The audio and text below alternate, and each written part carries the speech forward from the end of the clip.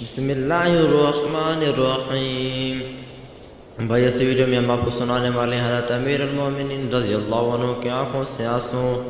امیر المومنین علی بن ابی طالب کرم اللہ وجہ پرانے و پوسیدہ کپڑے پہنے ہوئے شکستہ خستہ حال میں بیٹھے تھے اور ذکر تسبیح میں مشغول تھے کہ ابو مریم ایک غلام حاضر خدمت میں ہوئے اور متواضع انداز میں عرض کیا، یا امیر المومنین، میں آپ رضی اللہ عنہ کے پاس اپنی ایک درخواست لے کر آیا ہوں۔ حضرت علی رضی اللہ عنہ نے دریافت فرمایا کہ ابو مریم تمہاری کیا درخواست ہے؟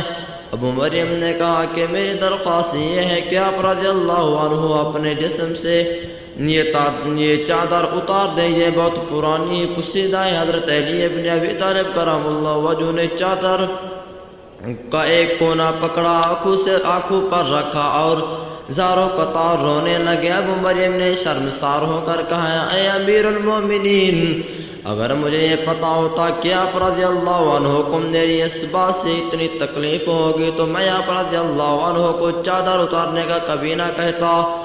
جب امیر المومنین رضی اللہ عنہ کے آنسو ذرے تھے تو آنسو بجھے ہوئے فرمایا، اے ابو مریم، اس چادر سے میری محبت روز بروز بڑھتی جا رہی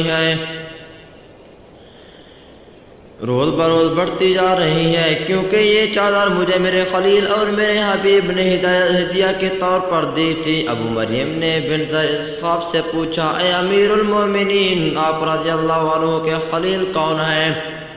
حضرت علی رضی اللہ عنہ نے فرمایا، میرے خلیل حضرت عمر بن خطاب رضی اللہ عنہ، بلا شبہ حضرت عمر بن خطاب رضی اللہ عنہ کے ساتھ مخلص تھے، اللہ تعالیٰ نے بھی ان کے ساتھ بھلائی کی۔ پھر حضرت علی کرم اللہ وجہ